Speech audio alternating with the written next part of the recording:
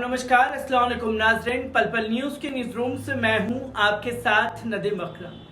Popular front of India को लेकर के गोदी मीडिया ने जितना छीछा लेदर करना था उसकी सारी इंतहा पार कर दी गई। जहां ब्लैक एंड व्हाइट में सुधीर चौधरी नेताओं की तस्वीरों को दिखाते हुए उन्हें आतंकी घोषित कर देने पर तुला और आतंकी साबित कर देने पर तुला, जहां साफ तौर पर यह दिखाने की कोशिश करता रहा कि ये देश के लिए बड़ा खतरा है, ये आतंकी हैं।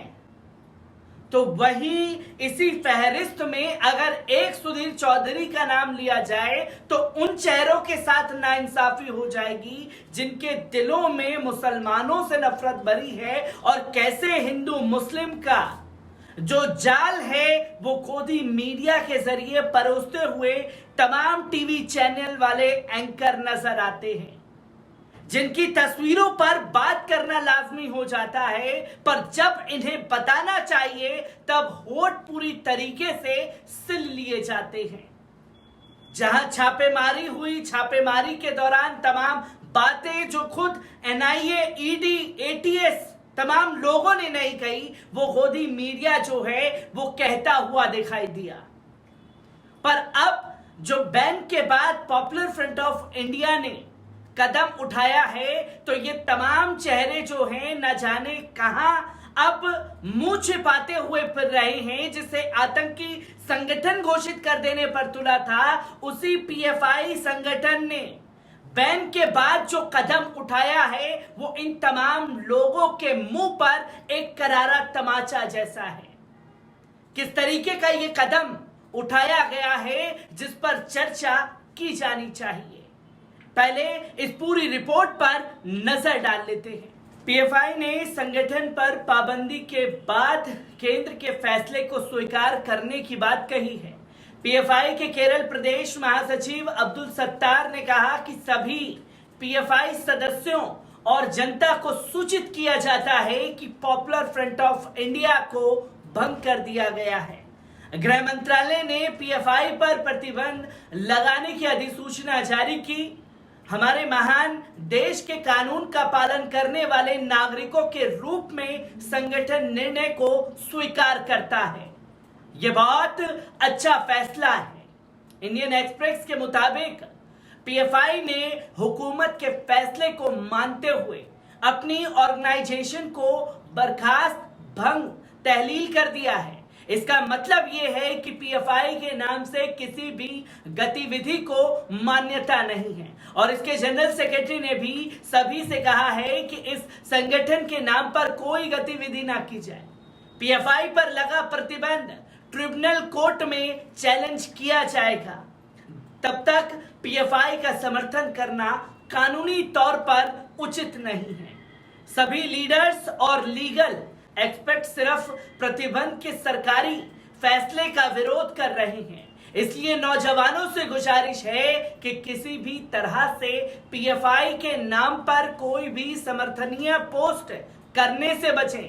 प्रतिबंधित संगठन के वीडियो देखना, वायरल करना भी कानूनी तौर पर गलत है, इसीलिए एहतियात से काम लें। इसके साथ साथ चुनाव आयोग के पास उपलब्ध आंकड़ों के अनुसार प्रतिबंधित पॉपुलर फ्रंट ऑफ इंडिया की राजनीतिक शाखा social democratic party of India को 2018-19 से अब तक 11 करोड़ रुपए से अधिक का योगदान मिला है।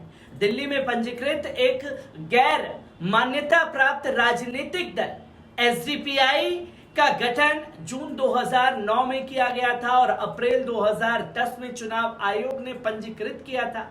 वित्तीय वर्ष 2018 में 19 में योगदान के रूप में 5 करोड़ रुपए और वित्त में 2019-20 में 4 करोड़ रुपए एकत्र किए। मुख्य निर्वाचन अधिकारी दिल्ली की वेबसाइट पर उपलब्ध विवरण के अनुसार वित्त वर्ष 2020-21 से 2 करोड़ रुपए का योगदान मिला है।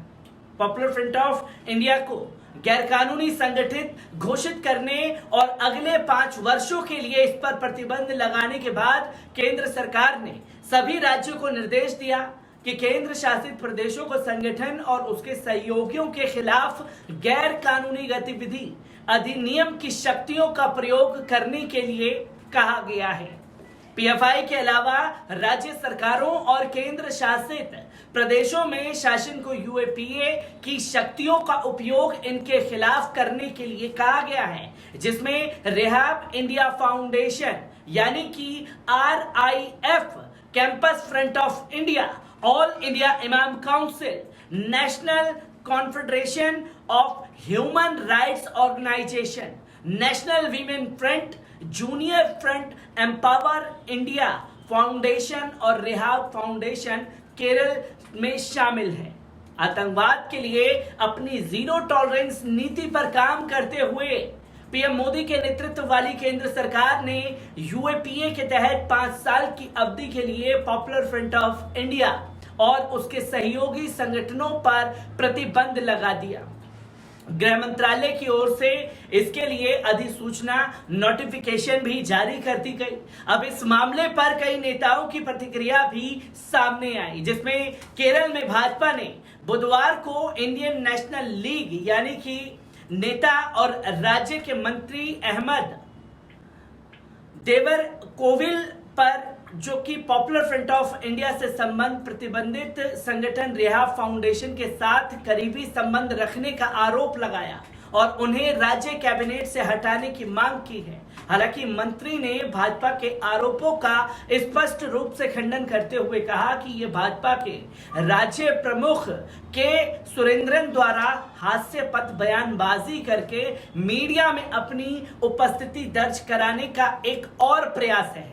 वर्षों पहले इंडियन यूनियन मुस्लिम लीग से अलग हो चुके नेताओं द्वारा गठित INL पिनराई विजयन सरकार में CPIM के नेतृत्व वाले लेफ्ट डेमोक्रेटिक फ्रंट में गठबंधन सहयोगी है। पीएफआई की छात्र विंग ने संगठन पर पाबंदी को बताया अलोकतांत्रिक और असंवैधानिक। केंद्र के बैन को कोर्ट में चुनौती देगी छात्र विंग, जिसकी तस्वीरें लोगों के सामने हैं और असल में गोदी मीडिया के इन दलाल चेहरों को इसके बारे में बताने की जरूरत थी कि जिसे आप डंके की चोट पर आतंकी संगठन बता रहे थे, जिनके नेताओं को आप आतंकी घोषित कर रहे थे, उन्हीं के नेताओं ने और उसी संगठन ने सरकार के उस फैसले का स्वागत किया और अपनी संगठन को पूरी तरीके से बर्खास्त कर दिया और ये अपील भी लोगों से की कि जो कार्रवाई पीएफआई को लेकर के की गई है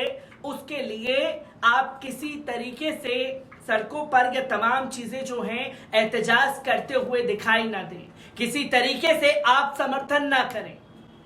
ये तस्वीर लगातार लोगों के सामने आना जरूरी है, जो पॉपुलर फ्रंट ऑफ इंडिया की तरफ से अब कदम उठाए गए हैं और यही कदम इन दलालों के मुंह पर एक करारा तमाचा है। मैं ऐसी ही खबरों से आपको रूबरू कराता रहूंगा। दीजिए इजाजत, शुक्रिया।